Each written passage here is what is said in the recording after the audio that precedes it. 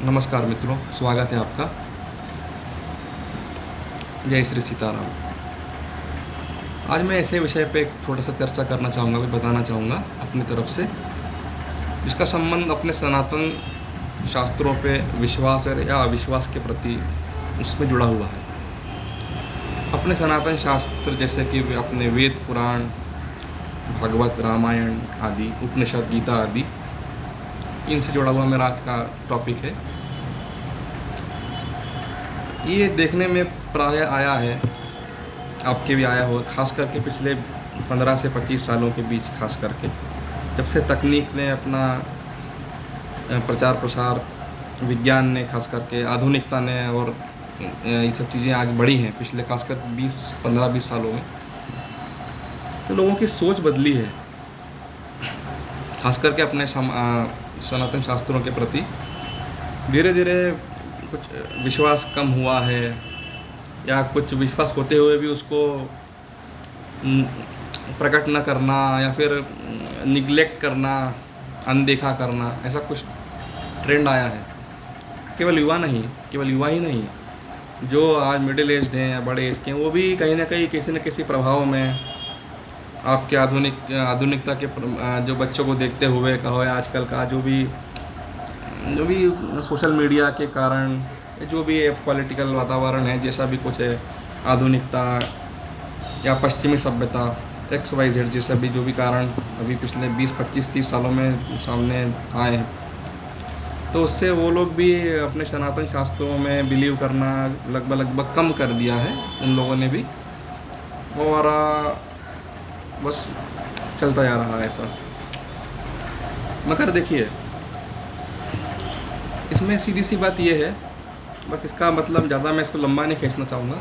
सीधी सी बात ये है कि अगर आप अपने शास्त्रों पे विश्वास करते हैं या नहीं करते हैं, अगर आप विश्वास करें या ना करें, मगर वो उनका एक एक वाक्य, उनकी एक एक अक्षर, उनका एक एक लाइन ये शाश्वत सत्य है, और उसका कोई अर्थ है, मतलब है, कोई प्रामाणिकता है, कोई रिलेवेंसी है, कुछ ना कुछ उसमें 100%, 100% तथ्य हैं, वो जो कि हर युग में लागू होते हैं, अलग अलग रूप से लागू हो सकते हैं, मगर वो चीज़ एप्लीकेबल है, लागू होती है, सत्य है।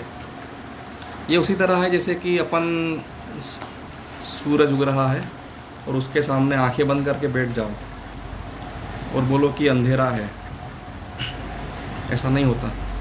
सूरज है तो है, अब आंखें बंद करके बैठ सकते हो, पीठ दिखा के बैठ सकते हो, फिर आप बोल सकते हो कि सूरज नहीं है, कहाँ सूरज है, अंधेरा है।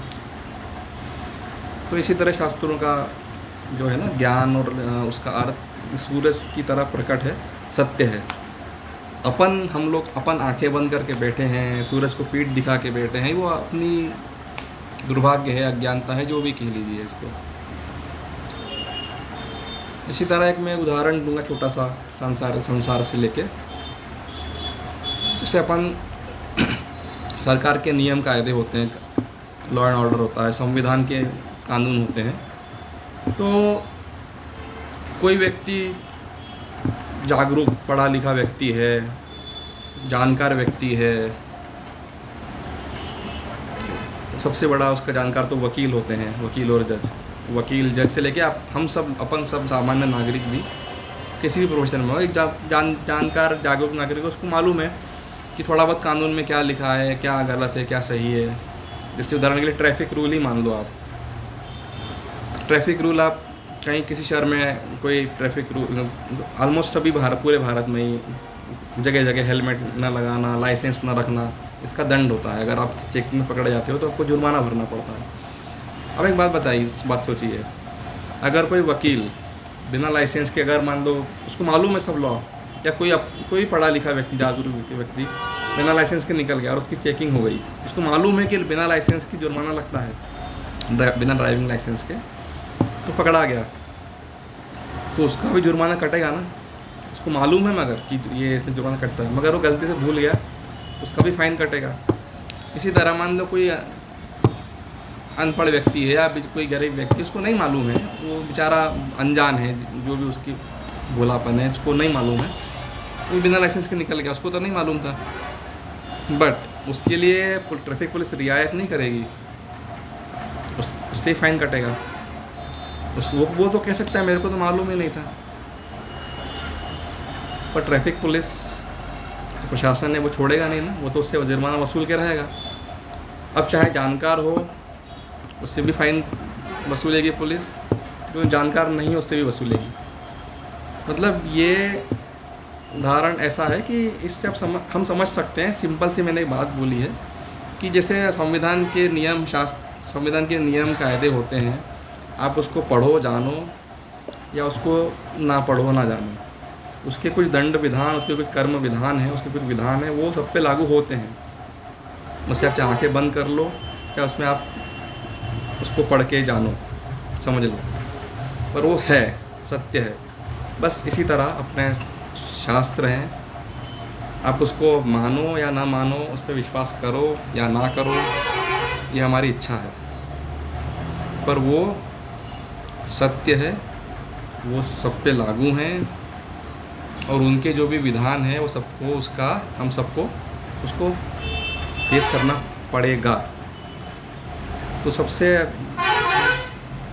सही तरीका तो यही है कि अगर पहले तो उसका प्रयत्न करो, ऐसी भक्ति साधना करो कि अपन शास्त्र का ज्ञान प्राप्त कर सकें, कि संत के पास जाओ, गुरु के पास जाओ, उससे ज्ञान प्राप्त करो, उस पर श्रद्धा विश्वास रख के उसको एक्सेप्ट करो कि वो चीज़ होती है, उसकी आदर करो। ये टीवी वालों ने, एक पिक्चर वालों ने कुछ बोल दिया, सोशल मीडिया पे कुछ बोल दिया, उससे मान लिया, या वेस्टर्न कल्चर में जो किसी ने क्या बोल दिया उससे अपन ने मान लिया, विश्वास करने लगे, तो ये इससे कुछ नहीं होने वाला। आपको अपने को मानना पड़ेगा, नहीं मानोगे तो भी फेस करना पड़ेगा। माने अपन, उसको समझें, तो अपनी भक्ति भी बढ़ेगी, अपन जो काम करते हैं अपना, उस पर भी अपन बैलेंस से, संतुलित आचार विचार से अपन काम कर सकेंगे, एक अच्छे इंसान बन सकेंगे। जैसे एक अच्छा नागरिक संविधान का पालन करते हुए अच्छा नागरिक कहलाता है कि नहीं, इसी तरह शास्त्रों का पालन करें, समझें, तो अपन अच्छे नागरिक बन के, अच्छा भक्त बन के, अच्छा सज्जन व्यक्ति बन के अपन आगे बढ़ सकते हैं।